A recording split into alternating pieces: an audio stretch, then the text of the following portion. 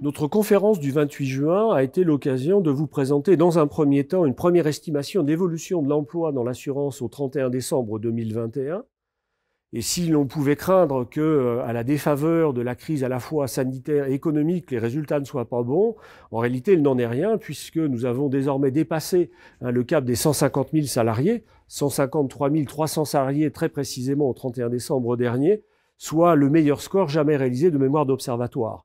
Il en va de même également pour les recrutements qui restent hautement porteurs, plus de 17 000, plus de 11% de taux de renouvellement des effectifs, à la fois sur des postes, j'ai envie de dire classiques, mais aussi sur de l'alternance. L'alternance connaît également un regain de croissance cette année avec plus 17,3% dans les recrutements. Tout contrat confondu, apprentissage et professionnalisation, donc la part des alternants dans les embauches réalisées en 2021 augmente donc et atteint un quart des recrutements, donc 25,7% plus précisément.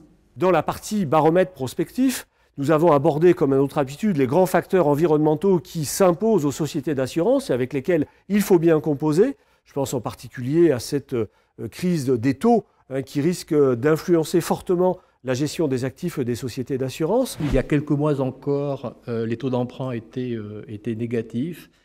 Et en l'espace de quelques mois, vous voyez ce mur qui monte à 2,5%. Lorsqu'on a quelques milliers de dettes derrière, ça peut donner à quelques-uns quelques frayeurs, enfin quelques-uns, c'est peut-être nous tous d'ailleurs. Et puis nous avons fait deux zooms particuliers qui sont d'ailleurs l'objet de deux tables rondes à suivre.